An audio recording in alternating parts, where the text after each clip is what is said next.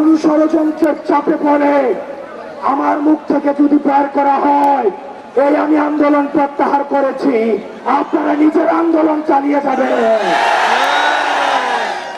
আমি স্পষ্ট করে বলতে চাই, যতই ষড়যন্ত্র আসুক, যতই প্রেসার আসুক, যতই বিভক্তি আসুক, আমাদের এই জুলাইয়ের ঐক্যবদ্ধ শক্তিকে আলাদা করতে পারবে না। আমি যদি পরবর্তীতে কোন ধরনের ঘোষণা নাও দেই, আপনাদের মঞ্জিলে মাসে যাচ্ছে এই কোন সন্ত্রাসী সংগঠন আওয়ামী লীগকে নিষিদ্ধ করা।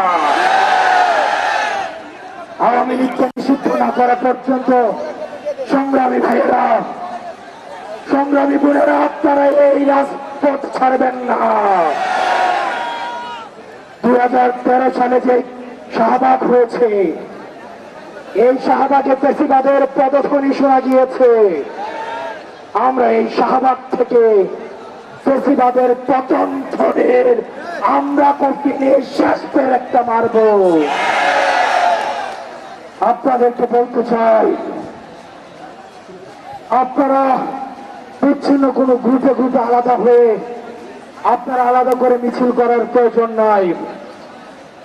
আমাদের মত, আমাদের পথ আলাদা হতে পারে, কিন্তু আওয়ামী লীগ নিষিদ্ধ করার প্রশ্নে আমরা সবাই ঐক্যবদ্ধ।